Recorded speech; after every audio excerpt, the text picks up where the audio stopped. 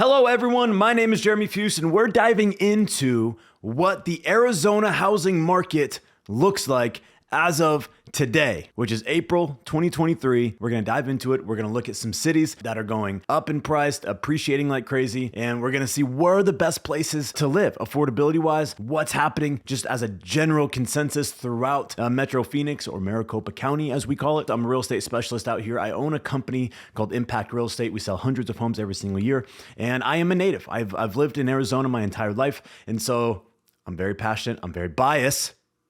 For you guys out there who need to know that, I do love Arizona. Don't plan on leaving anytime soon. So let's dive into it. What is up? My name is Jeremy Fuhst with Impact.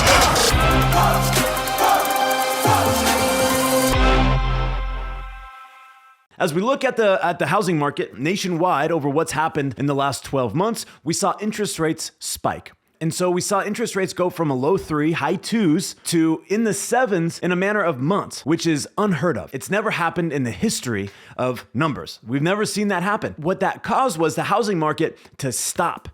The brakes were slammed. We're coming off of a few years where the market was insane, and it caused the market to slow down very drastically. The reason why the market was so crazy is interest rates were kept low. We're going through COVID. They were trying to stabilize or keep the economy pushing through, and interest rates stayed low. And this caused a frenzy. And so we had a supply and demand problem. Real estate is a game of leverage. Who has more leverage, the buyers or sellers at any given point? That's what we're trying to figure out. The way we figured that out is simply economics 101, supply and demand. Now, if we don't have the supply to meet the demand, then sellers are going to have leverage. If we have an oversaturation of supply with not enough demand, then buyers have leverage. The reason why is if homes are sitting on the market, right? Let's say we have 10,000 listings and demand is down.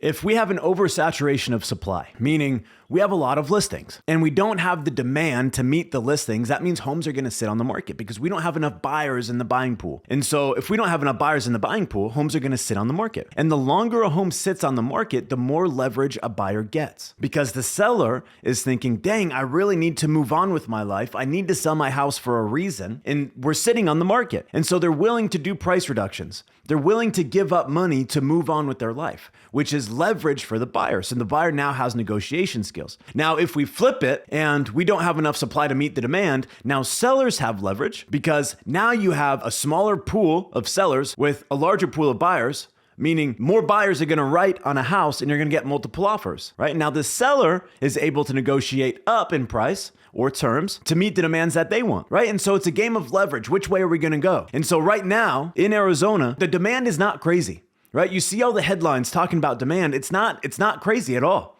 It's actually below average, but we don't have the supply to meet the low demand that we have, which is causing appreciation in houses. So we need more supply.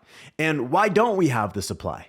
Well, there's a few indicators on why. If we were to look at the years 2000 to 2009 in Arizona, around 400,000 homes were built. If we look at 2010 to where we're currently at, we're about at a 150. So not even close to what we were building in the 2000s. Not even close. Another reason why we're currently in a supply deficit is most homeowners now have a 3% interest rate or a low interest rate, right? They're in the 3s, high 2s, high 3s, somewhere in that ballpark because everyone refied. It's called the refi boom in 2000, because interest rates were very low. So why would a homeowner sell their house that has a 3% rate and go into one today that's in the high 5s, low 6s? There has to be a very strong motivation to go and do that. So people aren't selling, which means the listing pool is significantly less than what it should be for the low demand that we currently have.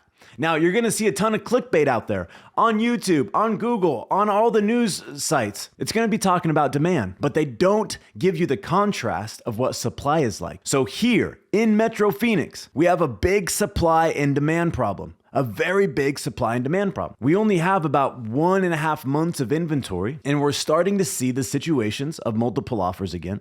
We're starting to see the situations where buyers are giving up inspections and appraisals and going over and all these crazy things that we saw in 2001 so they can get into a house.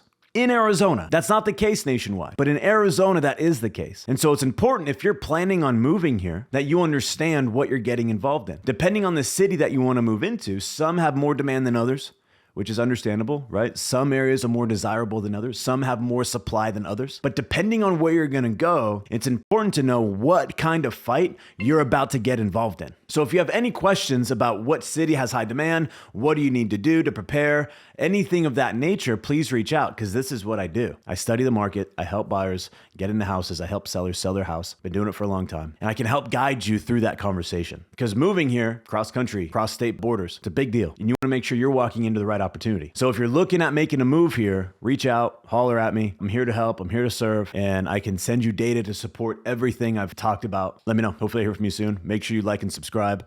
I'm terrible at saying that. And I hope to hear from you guys soon. Have a good day.